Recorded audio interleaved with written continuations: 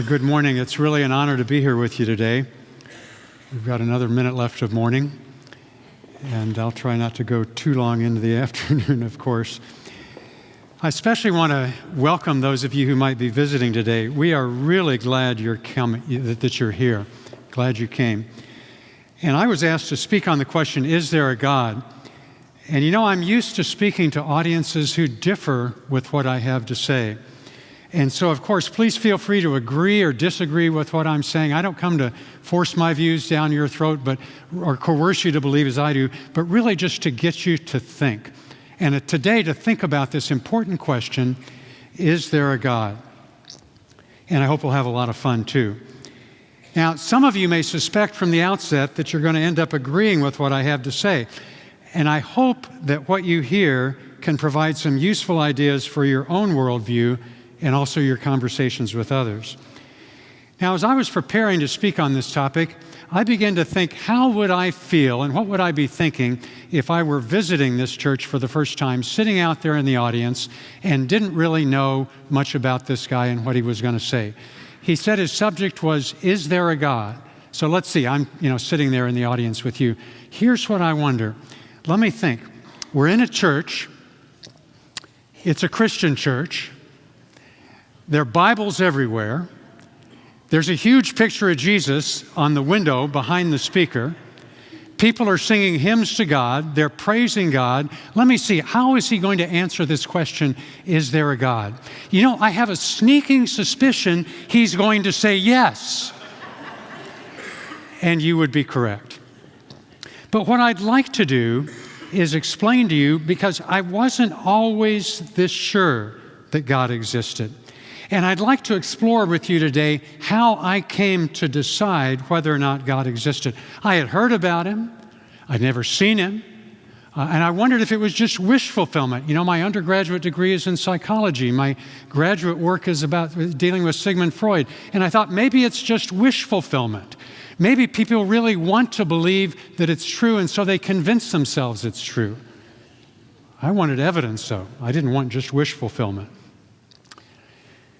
There were two little boys, young brothers, who were always getting into trouble, and their parents thought maybe they could get the preacher to come over to the family home and talk some sense into them.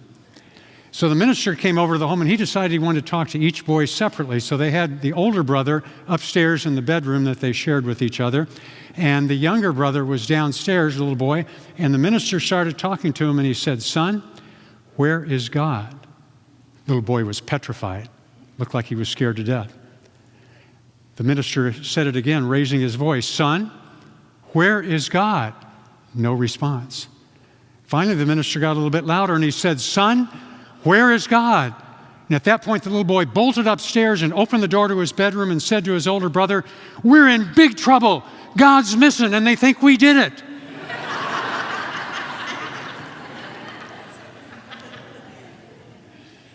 Where is God?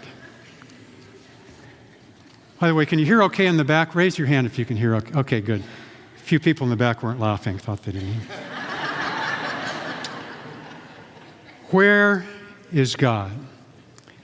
First up, I'd like to talk about some evidence related to creation and conscience.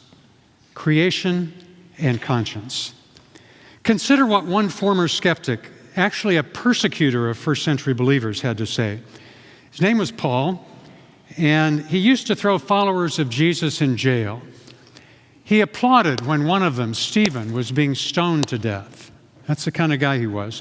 But by his own claim, his life changed dramatically when he had an encounter with Jesus, whom he believed had been raised from the dead. And he dedicated himself to promoting the faith he once tried to destroy. In a letter to some friends in Rome, he noted two arguments for God's existence: the creation of the universe and human moral conscience. First, creation. He wrote that people know the truth about God because he has made it obvious to them. For ever since the world was created, people have seen the earth and sky. Through everything God made, they can clearly see his invisible qualities, his eternal power and divine nature. So they have no excuse for not knowing God. In other words, he was saying the majesty and the complexity of the universe bear witness to God's existence. Now, let's imagine that you're looking at a very beautiful Rolex watch. Here's a picture of a Rolex watch. And let's imagine that you see this watch in the gutter, and you start thinking, how did this watch come into being? Did rain wash along the gutter, and there were random bits of dirt and water and plastic and metal, and all of a sudden from this debris there sprang this ornate watch? Is that how it happened? Probably not. Probably you would conclude that very likely the watch's design indicated that an intelligent, skilled person had designed it. So the design of the earth and sky bear witness to a designer, Paul argued. Paul also mentioned that human moral conscience was important, awareness of right and wrong. He wrote, even the Gentiles, that is, folks who are not Jews, even the Gentiles who do not have God's written law, show that they know His law when they instinctively obey it, even without having heard it. They demonstrate that God's law is written in their hearts, for their own conscience and thoughts either accuse them or tell them they are doing right. Now, of course, moral codes differ between people, cultures, countries, but many people, if they're honest with themselves, seem to have an innate sense of right and wrong on certain issues. People will generally understand that things like telling the truth and showing kindness and forgiving are right. There are exceptions. And that lying and theft and murder are wrong. Where does this inner sense, awareness of right and wrong come from? Paul saw it as evidence that God had created humans in His own image, with personalities and with a conscience. Creation and conscience. The German philosopher Immanuel Kant famously wrote, "Two things fill the mind with ever new and increasing admiration and awe. The oftener, or we would say more often and more steadily, we reflect on them. Two things, the starry heavens above and the moral law within." The starry heavens above and the moral law within. Now, as significant as creation and conscience are, those arguments for God, frankly, were not convincing to me. I was a skeptic, and I needed something more before I could confidently believe that He existed. The Scottish agnostic philosopher David Hume had what I feel is a valid criticism of the argument from design, valid from a human perspective, I should say. He said the universe's design may evidence a designer, but that doesn't prove that the designer was the all-knowing, all-powerful biblical God. Could have been a lesser being, like maybe a demigod, more intelligent and powerful than humans, but not an infinite supreme being. I felt he had a good point. So let me outline the reasoning that led me to conclude that God exists. First, let's take a look at atheism and agnosticism. Atheism and agnosticism. Atheism says God doesn't exist. An agnostic says, I don't know whether God exists. Maybe he does, maybe he doesn't. Now, if I were to consider myself an atheist, it would be important for me to consider two questions. First, of all the knowledge available to me, of all the knowledge available to know in the universe, what percentage of that knowledge do I have? What percentage do I know? Well, I know it'd be a very small, maybe a tiny fraction of 1%. Could I even measure it? What I know is so small compared to total knowledge in the universe, it's kind of like a grain of sand compared to this entire room, or building, or city, or state, or planet. And so the second question, given the fact that I don't know a whole lot about everything that exists in the universe, is it possible that in the rest of the universe that I've never examined, there might be evidence of a personal God?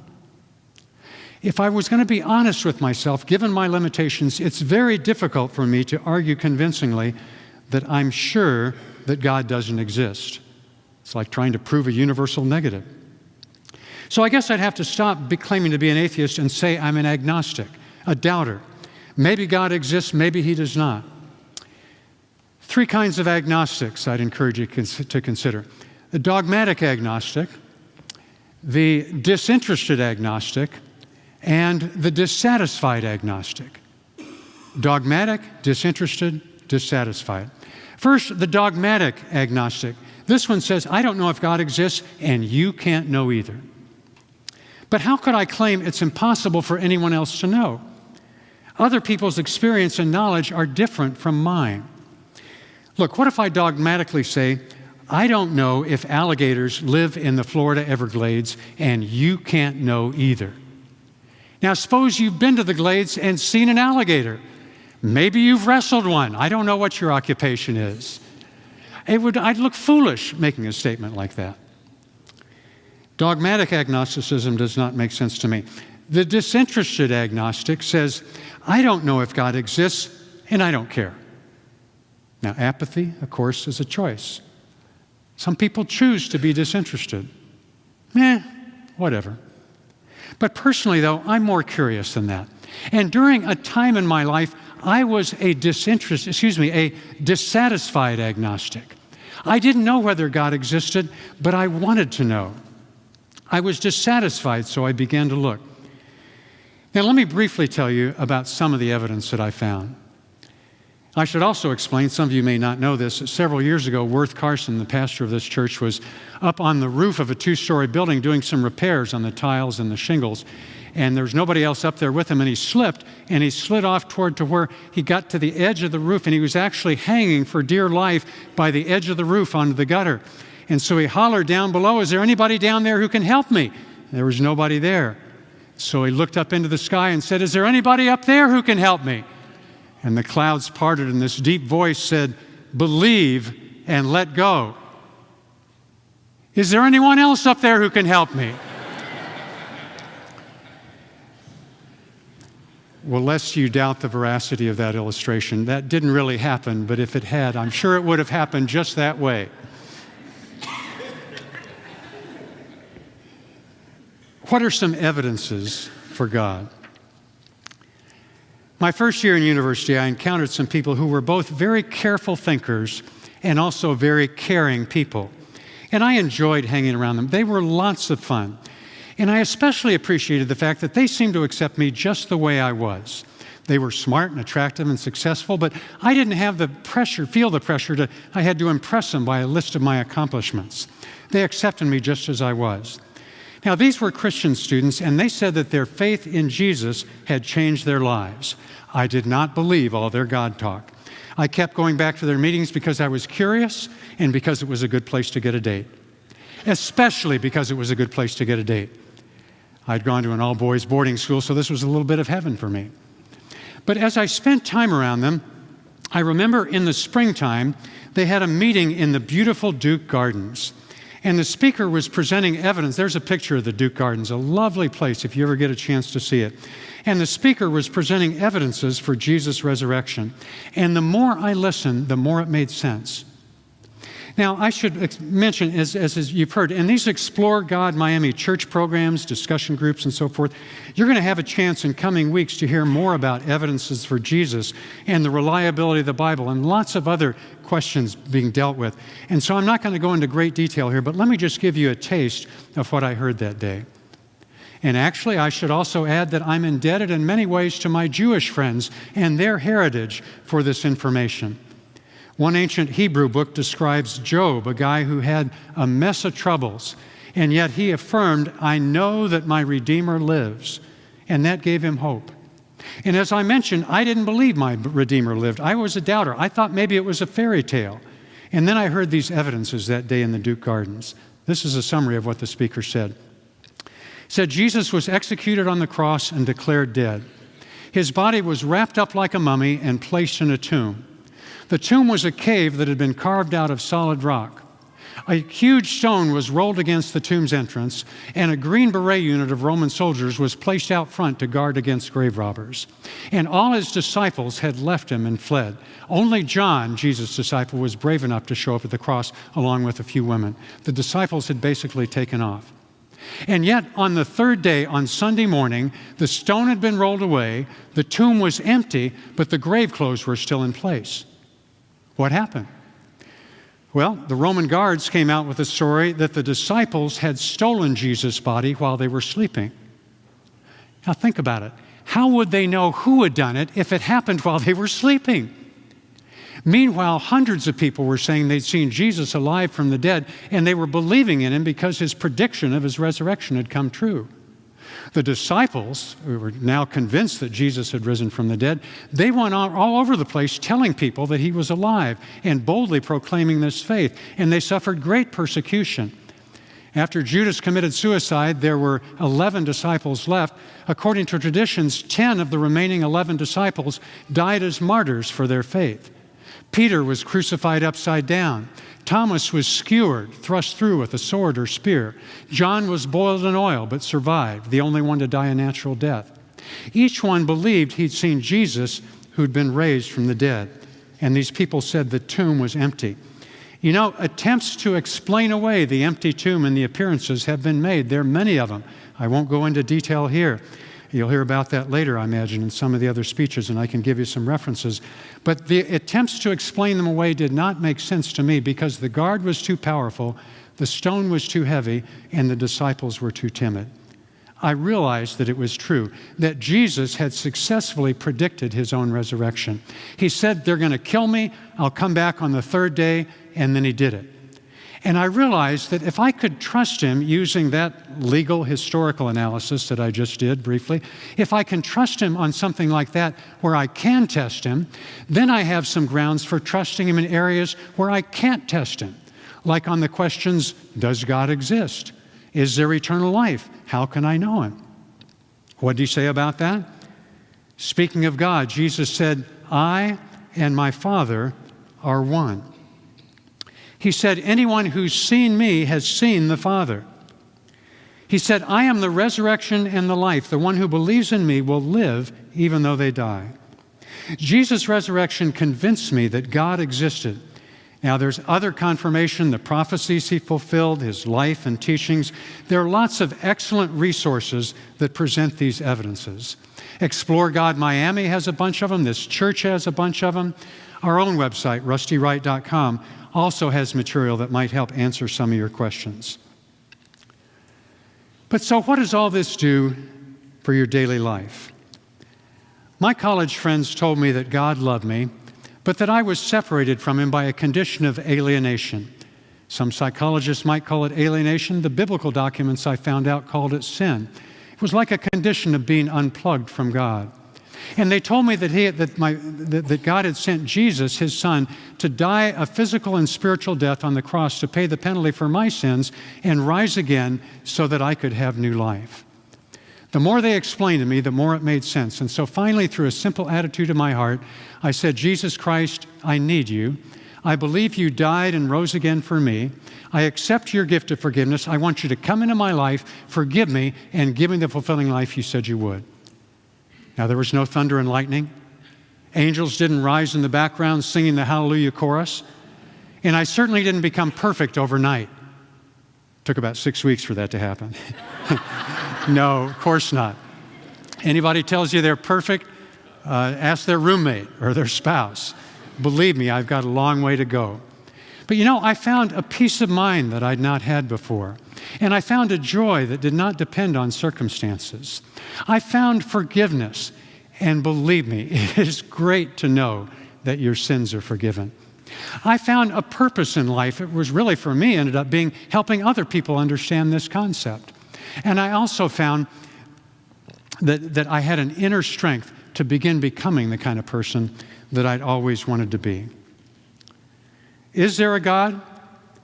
Creation and conscience can get me curious. Atheism didn't seem feasible to me. I didn't want to be a dogmatic agnostic or a disinterested agnostic. Didn't feel those were reasonable. But I was a dissatisfied agnostic. And when I examined the evidence for Jesus, it pointed me to God's existence. And coming to know him personally has made all the difference. I've got a friend who's never going to leave me. Now, before I wrap up here, I'd like to mention another significant barrier that keeps a lot of folks from believing in God, and that's the emotional barrier related to pain and suffering. How could a good God allow pain and suffering? Now, next week's emphasis at the discussion groups Wednesday night, I think you said there's some they can come to. You're going to deal with that Wednesday night, discussion groups, how could God allow pain and suffering? And then also the sermon next week will be on how can God allow pain and suffering. So there'll be great things that you can learn there. But let me just give you a short personal example of how this has affected my life.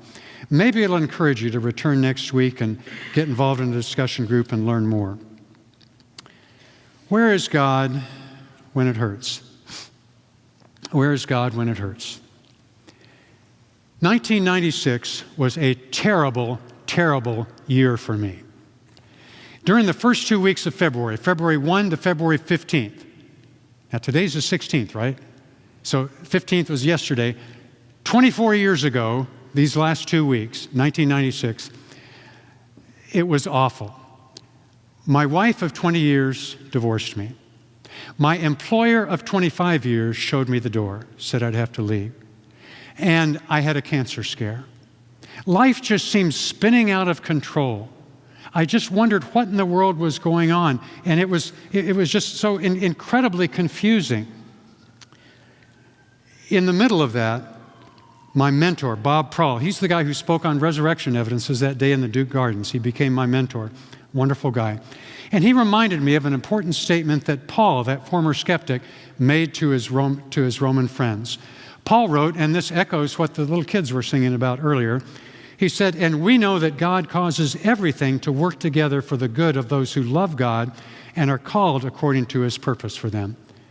And Bob said, remember, that verse hasn't been repealed yet. And you know, he was right. The pain of rejection hurt tremendously. It was terrible. I cried buckets. I hope you're getting the understanding that I did not enjoy this experience, okay? It was awful. But you know, my faith in God and my friends helped me to land on my feet and stay in the race. 4 years later, I married a wonderful woman, Meg Corpy. Godly, gorgeous, intelligent, a wonderful, wonderful partner. And my life's work gained a much wider global reach than it had before. By God's grace, sadly, cancer took Meg in 2016, almost 4 years ago now. By some reckonings, the death of a spouse can be life's greatest stress. 2.5 years later, I married my longtime friend, Babs Peterson. Some of you met her about a year ago when we were here visiting. And we married in late 2018, and we are very, very happy together. You know, divorce and firing and widowhood have made me much more sensitive to hurting people. And they've given me an emotional pipeline to people's hearts. Now, of course, my life challenges are not unique, and many have experienced far greater challenges. But I can affirm that Romans 8:28, that verse, has not been repealed yet, and that when life careens, God can help you get through it. Whatever your sorrow or pain might be right now, maybe a broken relationship or an illness, or a loved one's death, or trouble at work, or more. May I encourage you not to let that keep you from considering God. He loves you, and He wants your very best. He wants you to be fulfilled. To summarize, is there a God? How should I decide? How should you? Creation and human conscience would point toward a yes answer, that He exists. If I choose atheism, I got a problem. All that universe full of information I've never examined, or it could be evidence that He exists. Will agnosticism make better sense for me or for you? Will I or you be a dogmatic agnostic, unwilling to consider evidence, or a disinterested agnostic who doesn't care? Well, for me, the answers were no and no. As I mentioned, I'm willing to consider new information, and I do care. I was a dissatisfied agnostic. I wanted to know, and I hope you do too. So what's the evidence? Well, as I indicated, Jesus' resurrection evidence sealed the deal for me. And it helped me appreciate that He was alive and I could know Him personally. Seeing my life change and how God came through in difficult times convinced me even more. As I said at the top, I appreciate that not everybody here today is going to agree with me. And I respect your right to differ. I respect it tremendously. I encourage you to talk some more with the person who invited you, or read some more. Sit in on some of the discussion groups that are forming around these questions. I just hope it'll be really, really useful to you. Now, you know, George H.W. Bush, you remember him, Bush 41? One time he realized that he dropped his notes and he'd lost some of his notes. And for a second there, I couldn't find the last page of my notes. When it happened to George H.W. Bush, it was in the middle of his speech, and he said, well, I guess the audience is going to be happy. We'll end early. Well, I found the last page of my notes, and so it was hiding. Now, this being a church, the speaker often closes the meetings with prayer. Of course, if prayer is not your thing, please feel no pressure as I pray. You just be listening anyway, or not, which I understand and appreciate too. And I'd love to meet you afterwards to talk with you. Thank you so much for coming. Lord, I pray for each person within the sound of my voice that they will seriously consider the evidence that you exist and love them. And I ask that those who know you will be faithful to sensitively explain these things to others. I pray this in the name of the God of Abraham and Isaac and Jacob, whom some of us call Jesus. Amen.